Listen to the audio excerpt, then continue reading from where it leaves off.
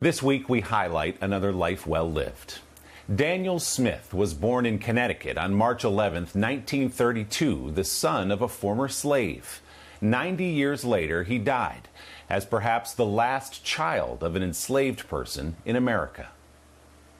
Smith's father, Abram, known as A.B., was born into slavery in Virginia during the Civil War. After emancipation, he moved his family north, eventually landing in Winstead, Connecticut, where he worked as the janitor at a clock factory. A.B. was 70 years old when his son Daniel was born. Daniel grew up to serve as an Army medic in the Korean War, before returning home to attend Springfield College in Massachusetts, where he was voted student council president. After college, he worked for several years in Alabama on efforts to fight poverty and to promote adult literacy.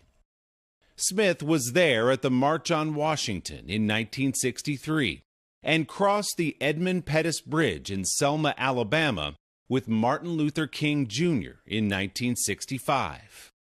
Smith says his friends joked later that he had been the Black Forrest Gump, turning up at moments in American history. In 1968, he moved to Washington to work in President Lyndon Johnson's Office of Economic Opportunity, later running an operation to create rural health centers across the country. Smith's work took him overseas as well, to places like apartheid South Africa. After his retirement, Smith became head usher at Washington's National Cathedral, where he escorted 3 presidents and their families. In January of 2009, Smith, the son of a slave, was brought to tears as he witnessed in person the inauguration of Barack Obama as the country's first black president. Daniel Smith, believed to have been the last living child of an American slave, died last month in Washington.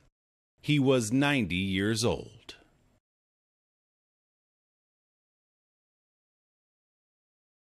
Hey, thanks for watching our YouTube channel. Find your favorite recipes, celebrity interviews, uplifting stories, shop our favorite deals, and so much more with the Today app. Download it now.